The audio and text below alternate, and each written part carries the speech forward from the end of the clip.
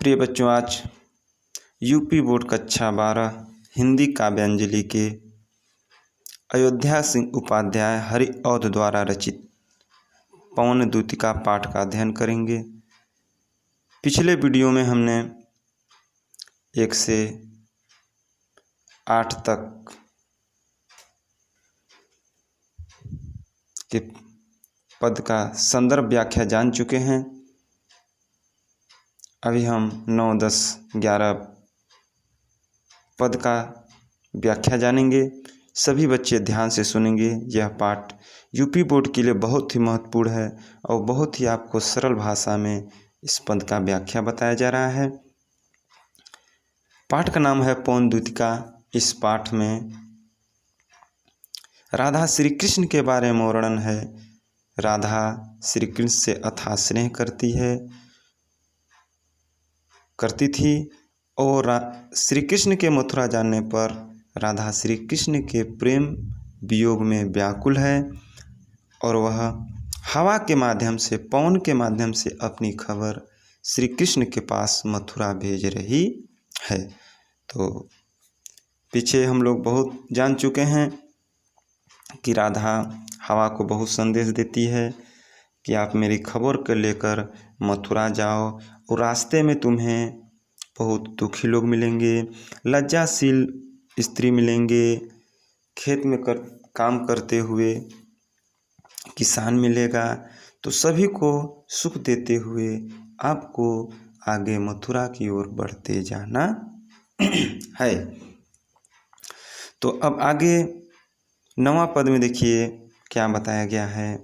राधा श्री कृष्ण से क्या कहती है कि जाते जाते पहुँच मथुरा धाम में उत्सुकता हो, न्यारी शोभा बर नगर की देखना मुग्ध होना। तू होएगी चकित लख में मेरू से मंदिरों को, आभा वाले कलश जिनके दूसरे अर्क से हैं। राधा पवन से कहती है कि हे पवन, हे हवा, तुम जाते जाते धीरे धीरे मथुरा धाम में पहुंच जाना। भाई धीरे धीरे पहुंच ही जाना। रास्ते में तो बता ही दी कि अनेक प्रकार के तुम्हें लोग मिलेंगे, अनेक प्रकार के जो मिलेंगे तो सबको सुख देते हुए तुमको आगे बढ़ते जाना है। तो जाते जाते मथुरा धाम में उत्सुकता हो कि हे पवन, जाते जाते जब तुम मथुरा धाम में पहुंच जाना तो वहाँ पहुंच करके तुम वहाँ उत्सुक हो, खुश होना और न्यारी शोभा नगर की देखना मुग्ध होना।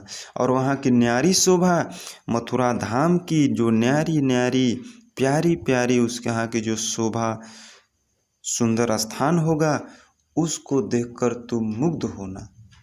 मुग्ध माने प्रसन्न होना। उसको देख करके तुम क्या हो जाना? मुग्ध हो जाना, प्रसन्न हो जाना। तू होएगी चकित लख के मेरू से मंदिरों को, और वहाँ मेरू चकित होना, लख माने देख करके, मेरू माने बड़े बड़े मंदिरों को देख करके तुम वहाँ क्या हो जाना? चकित हो जाना। तो तुम घबराना मत। आभा वाले कलश जिनके दूसरे अर्क से हैं।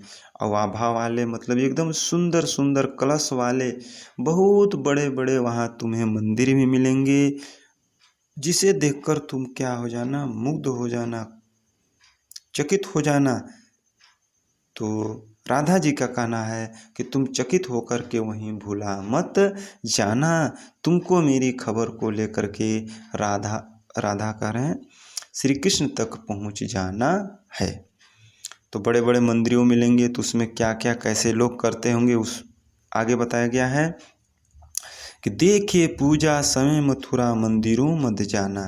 कि जब तुम अगर पहुंच जाना वहाँ तो तुम कैसे पहचानना कि यहीं श्री कृष्ण होंगे। सब चीज़ इसमें बताया गया है कि श्री कृष्ण तक कैसे राधा को पहुंचना है।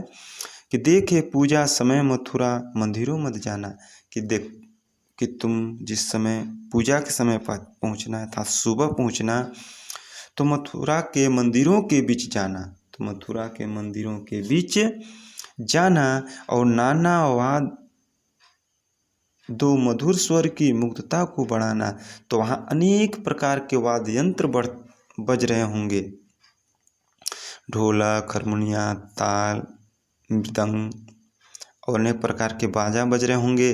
तो ऐसा तेज हवा मत चलना कि उसकी आवाज़ को सब तोड़ देना, क्योंकि अगर बहुत अच्छा गाना बज रहा हो, बहुत अच्छा भजन कीर्तन हो रहा, ढोलक हारमोनिया बज रहा हो, अगर तेज हवा चलेगा तो उसकी आवाज़ फट जाएगा और कोई भी गाना और कीर्तन अच्छा किसी को सुनाई नहीं देगा। तो कह रहे कि ऐसा वहाँ तेज जा कर के मंदिरों के बीच, क्योंकि मंदिरों में हमेशा गाना बजाना हरि कीर्तन होता रहता है, तो वहाँ जाकर इतना तेज मत बह देना, इतना मत चलना कि तुम्हारी सब वहाँ के सब वाद्य यंत्रों का स्वर बिगड़ जाए, बल्कि तुम्हें जाकर के उस वाद्य यंत्रों के स्वर को तुमको क्या करना है, बढ़ाना है। किवाले रुचिर तरु शब्दकारी फलों को धीरे धीरे मधुर रव से मुग्ध हो बजाना। और वहाँ जो छोटे छोटे वृक्ष जो फल लदे होंगे उसको भी धीरे धीरे मधुर स्वर से मुग्ध हो बजाना। उसे तुम क्या करना, मुग्ध हो बजाना, अर्थात प्रसन्न हो करके तुम भी धीरे धीरे क्या करना, बजाना। आगे देखिए क्या है, तू देखेगी जलद तन को जा वहीं सदगता हो। और आगे राधा पवन से करे कि हे पवन, जब मंदिरों के बीच चले जाना तो वहाँ अनेक वाद्य यंत्र बज रहे होंगे, उसको अच्छी तरह से उसके आवाज़ को बढ़ाना, किसी को दुख मत देना। और जब तुम क्या देखेगी, जलद तन, जलद माने बादल के समान अर्थात श्यामले रंग के शरीर वाले, वहीं सदगता हो, कि जब तुम श्यामले रंग के शरीर वाले श्री कृष्ण को जब देखेगी तो वहीं जा कर के तुम रुक जाना, क्योंकि उसी मंदिरों में होंगे श्री कृष्ण, होंगे लोने नयन उनके ज्योति उत्तरकारी। श्री कृष्ण के बारे में बता रहे हैं कि कैसे तुम पहचानना कि वही श्री कृष्ण है।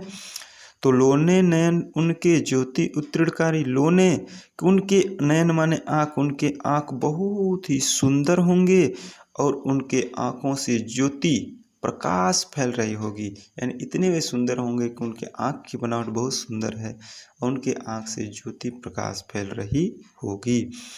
मुद्रा होगी वर बदन की, उनकी मुद्रा माने गहना, वर माने श्रेष्ठ बदन, और उनके शरीर में अच्छे अच्छे गहना लदे होंगे।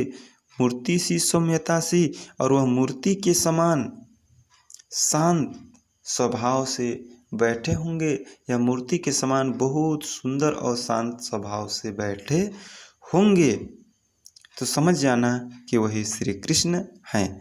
सीधे साधे वचन उनके सिक्त होंगे सुधा से, और उनके वचन बहुत सीधे साधे होंगे और सिक्त होंगे सीधा से, और उनके मुख से अमृत के समान वाणी निकलती होगी। बहुत सीधा साधा होंगे श्री कृष्ण और उनके मुख से अमृत के समान वाणी निकलती होगी। तो हे पवन, तुम समझ जाना कि वही श्री कृष्ण है और वहीं जा कर के रुक जाना।